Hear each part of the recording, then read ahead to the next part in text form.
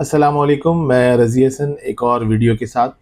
आज की video income tax form से ही रिलेटेड है। आज 29 जुलाई 2006 है और तकरीबन 1 महीना होने को आया है। अब ये फॉर्म्स जो इनकम टैक्स के हैं ये 1 जुलाई को आ जाने चाहिए थे। अब इसमें जो बात तकलीफ़देह होती है वो ये होती है कि एफबीआर की तरफ से एक नॉन प्रोफेशनल किस्म का रवैया रहता है और वो फॉर्म्स को ट्रायल एंड एरर कर करके एडिट करते रहते हैं, चीज़ों को दुरुस्त करते रहते हैं। बाय द टाइम वो चीज़ें कंप्लीट होती हैं उस वक्त तक 15 सितंबर हो चुका होता है और इफ़ेक्टिवली 2 हफ्ते हार्डली मुश्किल से मिलते हैं। फिर वो डेट बड़ी मुश्किल से, अव्वल तो बढ़ाने की वो कहते हैं कि जी डेट नहीं बढ़ेगी, क्योंकि अब तो वैसे भी लेट फाइलिंग के ऊपर बड़ी हैवी पेनल्टीज़ हैं, तो वो तो सूट करता है उन्हें कि उनके लिए तो एक कलेक्शन का एक एवेन्यू है वो। 25,000 रुपये एक इंडिविजुअल की और इसी तरह 50,000 AOP और उनकी और कंपनी की 1 लाख रुपए, तो ये तो बहुत ज़्यादा फीसेज हैं, तो उनको तो सूट नहीं करता कि डेट बढ़ाएं। लेकिन जो बात फैक्ट पर है, रिकॉर्ड में लाना चाहता हूँ कि आज 29 तारीख तक भी फॉर्म अगेन पिछले सालों की तरह फाइनल नहीं है और इसमें वही ट्रायल एंड एरर का मामला चल रहा है। पहले इन्होंने सबसे पहले ये था कि प्रोफाइल आप अपडेट करें, जिसमें 25-30 मिनट तो उसी में लग रहे थे। सिस्टम के अंदर आपको पता है जो जो लोड बढ़ता है सिस्टम हैंग हो जाता है, स्लो होता जाता है। लाहौर बार ने इसके ऊपर काफ़ी टेकअप किया, बहरहाल उन्होंने वो प्रोफाइल वाला मामला तो अभी हटा दिया है, लेकिन कुछ नहीं कह सकते कि कब दोबारा लगा दें। फिर इसके बाद ये हो रहा था कि वेल्थ जो थी उसके अंदर प्रॉपर्टीज़ उठ के आ रही थी और आप उसको अब जहाँ रेक्टिफिकेशन की ज़रूरत है आप उसको करेक्ट कर लें, बाकी मौजूद होती थी। अब आज ये हुआ है कि वो प्रॉपर्टीज़ की कोई डिटेल नहीं आ रही, आपने सारी नए सिरे से दोबारा से की पंच करनी है। इसी तरह व्हीकल्स के मामले में भी, तो ये जो एक हार्डशिप क्रिएट करने वाली बात है ये इशू करती है। दूसरी बात ये है कि वो जो ट्रायल एंड एरर वाली बात है, मसलन मैं रिटर्न्स भर रहा हूँ तो उसके अंदर मैं देख रहा हूँ कि AOP से जो शेयर उठ के आ रहा है बिजनेस कैपिटल का, जब वेल्थ में जाके डिफाइन करने जा रहे हैं तो वहाँ पर वो NTN ही नहीं उठा रहा और NTN के बगैर वो आगे नहीं जा रहा। वहाँ पर जहाँ कुछ NTNs हैं जो डिजिट्स के साथ शुरू होते हैं, जैसे A2358 इस तरह करके कुछ NTNs जो हैं वो डिजिटली होते हैं सिरे, तो वो अल्फा न्यूमेरिक कैरेक्टर को पिक ही नहीं करता, ऑप्शन ही उसमें नहीं है। अब ये एरर जब तक रेक्टिफाई होगा होते होते 1-1.5 महीना और गुजर चुका होगा। प्लस ये कि ये जो सुबह उठ के हम देखते हैं कि नई चीज़ चेंज हो गई, ये एक कमाल है। अच्छा, अब अगर आप देखा जाए तो इसमें अब जो फॉर्मेट इन्होंने तय किया वही फॉर्म होता है कि आदमी फेमिलियर हो जाता है, लेकिन उसको अगले साल पूरा बदल दिया जाता है, पूरा फ्लिप कर दिया जाता है, पूरा अपसाइड डाउन, पूरा का पूरा इस तरह चेंज कर देते हैं कि लगता है कि पहली दफ़ा उसको देख रहे हैं और पहली दफ़ा उसे समझें और उसको पहली दफ़ा अटैम्प्ट करें। तो बहरहाल ये कि अब जो होगा फॉर्म, उसके अंदर पहले आपको सोर्स ऑफ इनकम सेलेक्ट करनी है। मिसाल के तौर पर अगर आप बिजनेस इनकम सेलेक्ट कर लेते हैं, अच्छा बिजनेस इनकम के अंदर उन्होंने कमाल ये किया है कि उसमें उन्होंने बिजनेस इनकम के अंदर इकोनॉमिक एक्टिविटी, आप समरी ऑफ इकोनॉमिक ट्रांजेक्शन्स भी देखेंगे तो जाहिर है अपने सेल्स टैक्स वगैरह से मैच करेंगे और अपना अकाउंट्स पहले बनाएंगे। लेकिन बिजनेस इनकम के अंदर इन्होंने income from social media content भी डाल दिए। तो अब income from social media content में ये होता है कि पैसा जो है वो बाहर से आता है, कोई यूट्यूब पे काम करता है, कोई और किसी दूसरे प्लेटफॉर्म से काम कर रहा है, तो उसकी इनकम चूंकि बाहर से आती है, तो मेरे हिसाब से ये सेक्शन 154 का डोमेन है और ये बाहर से सर्विसेज जो जो पेमेंट आ रही है वो यहाँ लोकल यहाँ से कोई उसको पैसे नहीं मिल रहे होते जो सोशल मीडिया पे काम कर रहे हैं। और अफसोस इसमें ये है कि जैसे हमारे नौजवान बच्चे जो हैं वो जो काम कर रहे हैं इसमें ज़्यादातर कोशिश कर रहे हैं कि किसी सॉफ्टवेयर में या किसी और इसमें टेक के ऊपर जितना भी काम कर रहे हैं या सोशल मीडिया के ऊपर जितना काम कर रहे हैं, उनको एक रिलीफ मिलना चाहिए। और कहा यही गया था कि जो मिलेगा भी, लेकिन इसको बिजनेस इनकम में लेकर आ गए तो ये समझ से बाहर है। अब इसके ऊपर जो टैक्स का स्लैब होगा वो अगेन जो फर्स्ट शेड्यूल का लगेगा तो फिर वो तो 45% पे जाता है। तो मेरे हिसाब से ये तो बिल्कुल बिल्कुल इसको इसको चेंज होने की ज़रूरत है।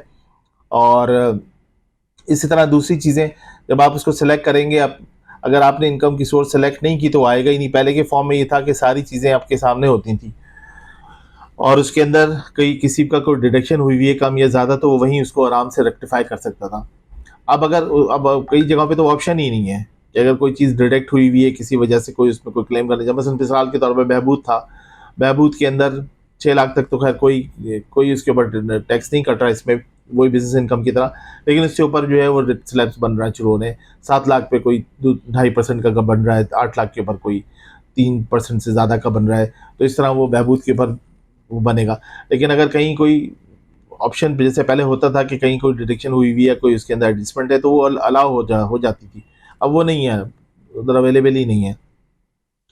अच्छा, इसी तरह और जगहों पर भी अगर आप अदर सोर्स में जाते हैं तो पहले तो सेलेक्ट करना पड़ेगा कि अदर सोर्स को पहले जब तक आप सेलेक्ट नहीं करेंगे सोर्स ऑफ इनकम, जब तक वो ऑप्शंस ही आपको नहीं आएंगे। अदर सोर्स सेलेक्ट कर भी लेते हैं आप, तो उसके अंदर भी मैं देख रहा था कि एक इतना यूज़र फ्रेंडली मुझे नहीं लगा। एक तो कि ये उसको जाके जो एक आम आदमी या एक जो पर्सनल इनकम भरना चाहता है उसके लिए मुश्किल होगा भरना, कि वो कैसे उसको सेलेक्ट करे। अदर सोर्स ऑफ इनकम में जाकर वो सेलेक्ट करेगा, जब उसमें एक प्लस का साइन देगा अदर इनकम्स का, उसको जब क्लिक करेंगे तब जाके वहाँ पे वो उसको अवेलेबल होंगे ऑप्शंस, चाहे वो उसमें जो ऑप्शंस हैं बहबूद के हैं या पेंशनर बेनिफिट अकाउंट के हैं या शोहदा फैमिली बेनिफिट फंड अकाउंट के हैं, या फिर उसके अंदर कोई रॉयल्टी उसको आ रही है, या रेंट फ्रॉम सबलीज का आ रहा है कोई, या rent from sublease from building and plant and machinery आ रहा है। कई दफ़ा आदमी अपनी जगह रेंट पे देता है तो उसके अंदर वो इक्विपमेंट्स के साथ दे देता है, तो वहाँ पर जाहिर है वो फिर डोमेन बन जाता है अदर सोर्स का। प्लांट एंड मशीनरी की जो उसको आ रही है इनकम वो, या कोई फैमिली पेंशन आती है, न्यूटी आती है, या कोई लोन एडवांस में उसने डिपॉजिट किया हुआ था, वो सारे ऑप्शन, अदर रिसिप्ट्स वगैरह, वो ये ऑप्शन आते हैं। लेकिन ये डायरेक्टली अवेलेबल नहीं होंगे, उसको उस प्लस साइन में जाके बताना पड़ेगा। इसी तरह जो टैक्स की पेमेंट्स हैं उसके अंदर अलाउंसेस और रिडक्शंस के अंदर भी मैं ये देख रहा हूँ कि जो अलाउंसेस हैं और टैक्स क्रेडिट है, इसमें टैक्स रिडक्शन का भी कॉलम उन्होंने दिया है, लेकिन उसके अंदर भी उन्होंने अगेन ऑप्शन दिए हैं। अब जिस तरह ऑप्शंस दिए हैं वो एक तो यूज़र फ्रेंडली नहीं है, उसके अंदर उसके अंदर एक आम आदमी जो रिटर्न भर रहा है वो शायद उसको समझ भी ना सके सही तरह से कि किस तरह से उसको फिल करनी है ये अपनी रिटर्न।